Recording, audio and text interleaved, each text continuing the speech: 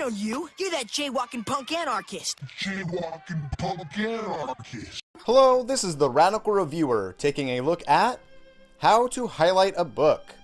You want to figure out how to take a text like this, highlight it like this, and end up with some kind of coherent understanding of the text?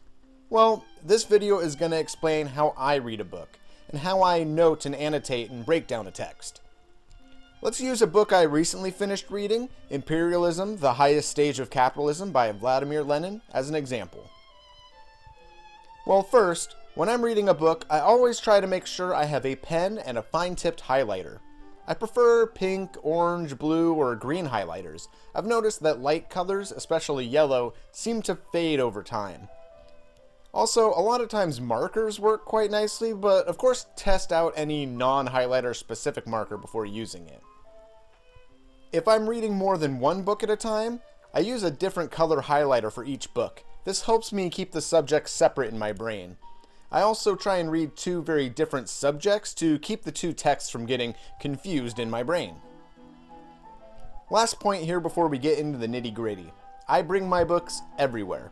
On the bus, pull out a book. Waiting in line, pull out a book. On your lunch break, pull out a book. Hell, if it's a slow day at work, pull out a book. In my experience, slow retail jobs will be less likely to get mad at you about reading a book than being on your phone. Anyway, now on to how I read a book. I don't just highlight willy-nilly, because a highlighted section could mean anything. So here are some categories of markings. Feel free to use them, adopt some, invent your own, or whatever. First, degrees of highlighting. A hollow bracket is for sections that are large, but you don't want to highlight an entire page, or for sections that are only slightly important, like these ones here. A solid bracket is for bringing attention to information that is important for understanding the chapter.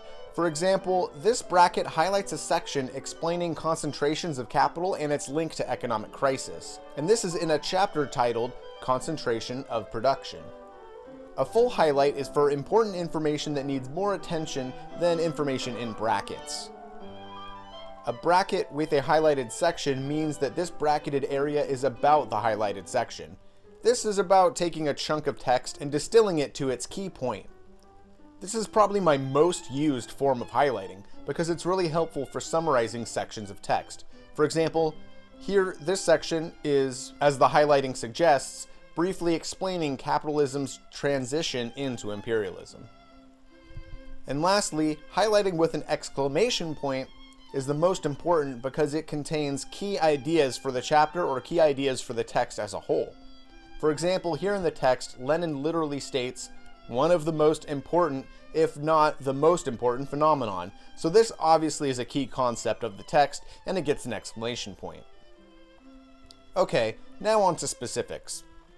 A circle with a dot in the middle is an eyeball, which means look up the referenced quote or article. For example, here are some data tables, and I thought it might be important to look up the corresponding studies where the data tables are from, so they got an eyeball. A box is a book, and this means look up the referenced book, or here is where a different text is referenced. A question mark means a section I didn't fully follow. For example, here Lenin is explaining the concept of ultra-imperialism and claiming it's completely false. Yet I'd say a book like Confessions of an Economic Hitman supports this concept of ultra-imperialism. Is Lenin wrong on this concept, or am I misunderstanding him? I'm not sure. A BS means a section that I disagree with. For example, here is a so-called socialist arguing that modern imperialism will bring about peace. And well, this gets a BS. A ha is a section that I find humorous. For example, here Lenin totally slams social democrats from his day, calling them social imperialists. Oh boy, he got him. A simple face, like a happy or sad or a slanted face, reflects my opinion on that section. This section here makes me sad. An F is where a fact or statistic is given to support the argument made. Modern texts often get a lot of Fs. This text is very old, however, so rather than mark every outdated fact with an F, I've picked just a few facts that are very important in particular for that time in history. A D is where a definition is. I also highlight the specific defined term as well, as you can see here. When examples are given for something, I highlight the thing and then write an EX where the example is given.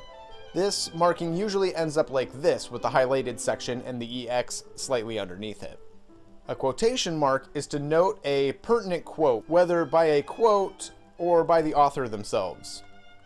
Numbers are for noting sections that address points on one subject over several paragraphs or pages. This usually comes into play with paragraphs that start with firstly or initially. Basically, there's a large numbered section and I want to know what this giant section is referring to. If a person is being quoted and I want to note it without confusing it for a quote by the author themselves, then I highlight the name or article and bracket the quote and connect the two with a line, as shown here. If the concept in the text reminds me of another author or another text or video or whatever, I write that connection in the margin. For example, see Confessions of an Economic Hitman, or this section is a summary of the text so far, or see Shock Doctrine on contractor cycles, etc., etc. At the end of each chapter, I go back over all my highlighted notes and write a brief bulleted summary at the end of the chapter. These summaries include main ideas and page numbers, as seen here. At the very end of the text, I read all of the chapter summaries and I write a full summary of the text on a half sheet of paper and insert it into the book and return the book to my bookshelf. Now I have very detailed and categorized notes throughout the text, summaries of each section of the text, and a summary of the text as a whole. The text is now fairly well understood, easy to navigate, and easy to reference. Now, of course, if you use some sort of ebook service, there's great benefits like being able to carry an entire library of books around with you everywhere you go, and being able to Control F, search your entire library and find what it is you're looking for. However, ebooks are often less helpful in the bracketing and symbol department of note-taking. But you can often insert a note, and so that's where I supplement my note-taking practices. Perhaps I highlight a word and then leave a note with the letter D signifying that this is a definition, for example. Anyway, this is how I highlight a text. Hopefully you found these strategies helpful. If you're interested in radical theory, looking for a book recommendation or whatever, you can get your radical reviews here with the Radical Reviewer. Thanks for watching. I'm no longer taking checks. Pay me bills no larger than a 10. The less you own, the more you get to hitch a ride and leave. The longer that you stay, you're just a fading mystery. And the more you buy, the more they sell the junk you'll never need. So the only way to roll is off the